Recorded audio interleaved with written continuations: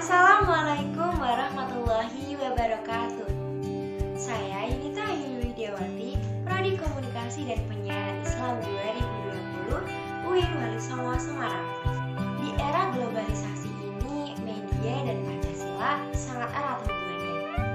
Ditambah dengan populernya media sosial seperti Instagram, Twitter, YouTube, Facebook, dan lain-lain. Kali ini saya akan membahas tentang generasi milenial sebagai masa depan bangsa yang berjiwa Pancasila.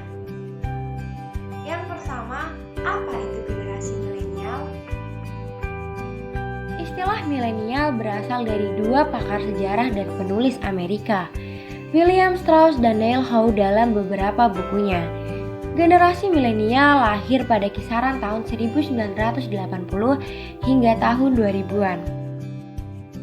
Beri aku 1000 orang tua, niscaya akan kucabut Semeru dari akarnya.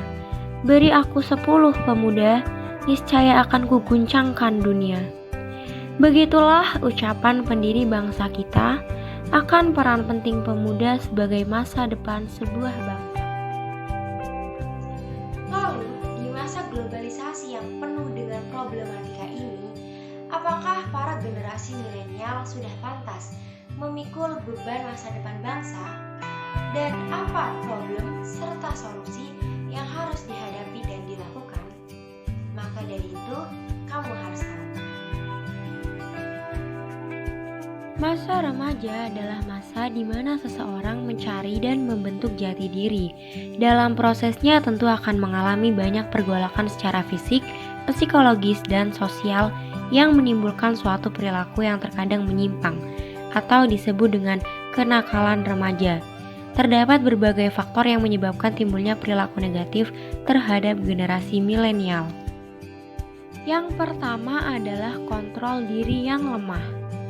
Remaja yang kurang bisa memilah dan memilih mana yang baik dan buruk untuk dirinya akan lebih mudah terjerumus ke dalam hal-hal yang menyimpang.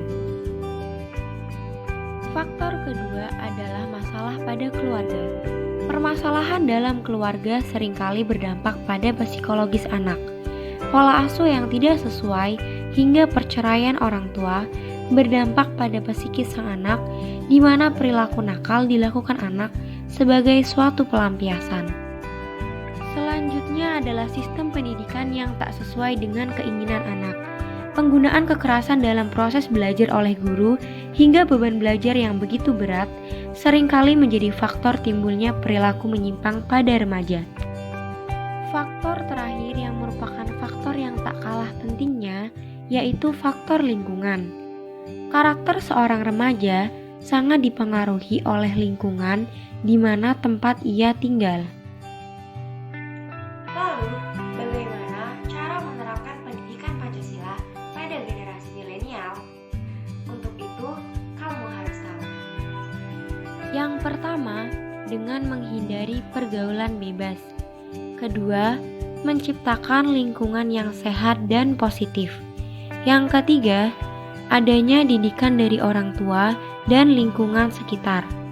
Selanjutnya, memberi wawasan yang seluas-luasnya terhadap generasi milenial.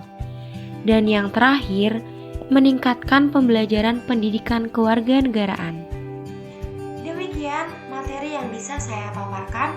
Mohon maaf apabila banyak kekurangan dan terima kasih atas segala perhatian yang telah diberikan.